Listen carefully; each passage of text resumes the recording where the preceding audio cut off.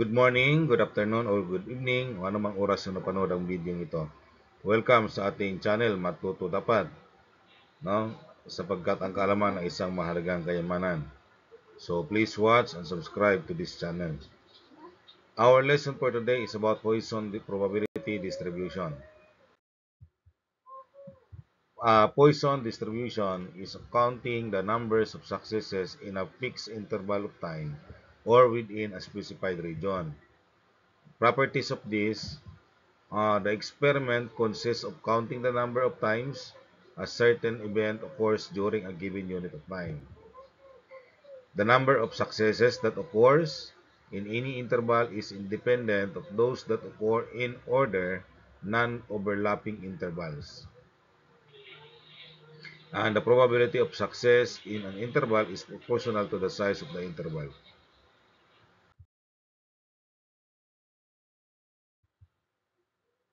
This is the formula. The probability of observing exactly X number of occurrences per unit of measure can be found using the formula. So the probability of X is equal to mu of X, mu to the X is times E raised to negative mu divided by X factorial, where the mu is the mean of success, E is the mathematical constant 2.7183, and the P of X, the probability of getting exactly X number of occurrence. So, some applications of Poisson distribution: the number of customer arrivals in a store. Okay, so ibig sabihin, how many customers arrive in a given period of time. Number of calls at a call center per hour. The number of accidents at an intersection. Number of printing errors on a page. Biological processes, the mutation, etc.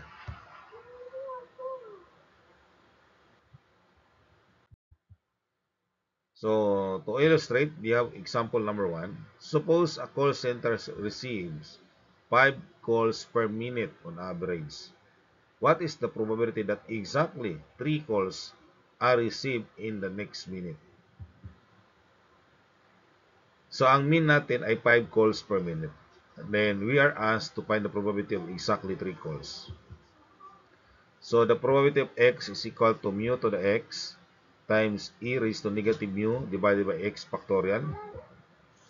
So, ang atin pong mu ay 5 raised to 3 or raised to cube and times E raised to negative 5 divided by 3 factorial. So, that is the probability of 3. 5 cube is 125 times E raised to negative 5 divided by 6. So, since 3 factorials ay 6.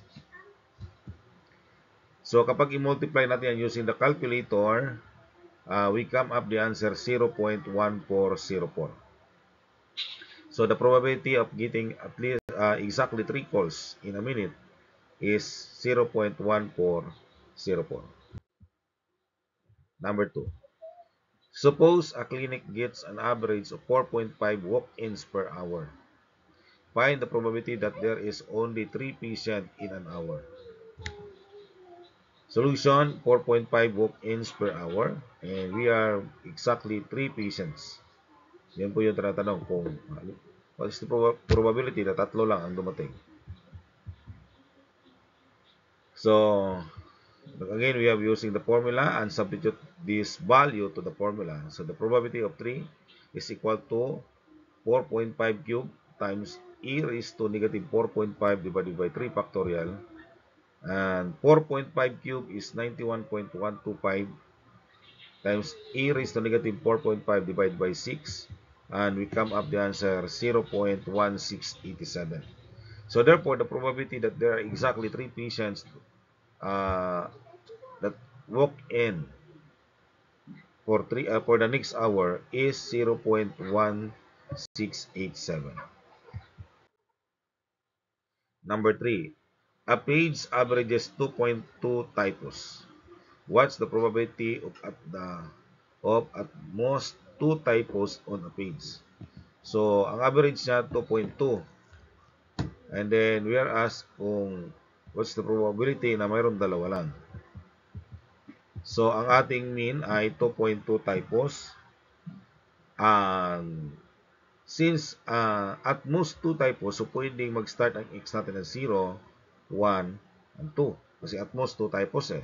So, pwedeng mayroong wala, pwedeng mayroong isa, pwedeng dalawa. So, in this case, we have to solve the probability of every given x. So, the probability of x is equals to 0, 1, and 2. So, sa 0, that is 2.2 raised to 0 times 2.183 raised to negative 2.2, or that is e raised to negative 2.2 divided by 0 factorial, and then ganun din sa 1 factorial, kaya andin sa 2, no? So, ito ay sa x equals 0, ito naman sa x equals 1. Okay, mayroong 1 yan sa dito, no? Kailang invisible yung 1 dyan. And then ito yung sa 2, no? So, we have to compute this one by one. And then we come up the answer. So, ito, 2.2 raised to 0 times e raised to negative 2.2, o ito, 2.7183, divided by 0 factorial. The answer is 0.1108. Tapos kapag ito, that is 0.2438. Pag dito naman, sa atin, pangalawa naman, x equals to 0.2681.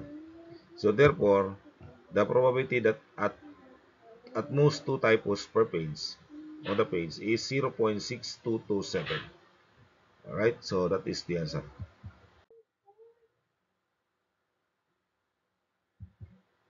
Example 5. 5 calls arrive per minute, per 10 minutes on average. What is the probability of at least 7 calls in a minute? In 10 minutes. Ito naman ay at least 7 calls out of 10.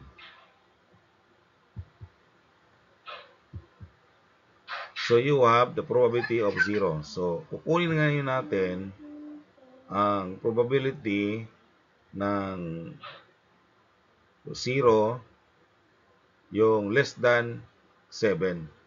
Kasi at least 7 eh. Kasi mahirap naman pag mag-start tayo ng 7, pataas na yon. So let's start at 0, tapos probability that x is 1, probability that x is 2, probability that x is 3, probability that x is 4, probability that x is 5, and probability that x is 6. So probability that x is 0, that is 0.0067. Pag probability that x is 1, 0.0337.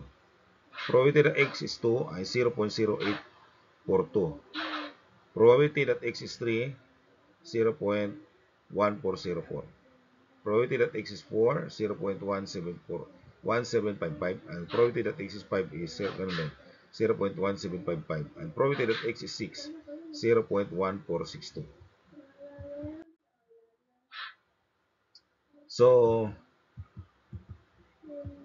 ang ating gagawin, you have to find the probability that x is greater than 7. So, ito gagawin natin, 1 minus the probability that x less than 6. So, kapag i-add natin yung lahat ng probability under the probability that x is less than or equal to 6. So, ito po yung lahat ng total kanina. So, we come up 0.7622. So, this is the probability that x is less than or equal to 6. Then, using this one, ito, yan. Substitute natin to sa probability that x is less than or equal to 6, which is 0.7622. So 1 minus 0.7622, then we come up the answer na 0.2378. So the probability that x is greater than or equal to 7 ay 0.2378. So this is your activity. Thank you very much for watching. I hope you learned from this video. So try to answer this one with your classmates or with your friends that who are lovers of mathematics. Maraming salamat sa iyong panonood. Huwag kalimutan mag-subscribe at mag-share sa video ito. God bless.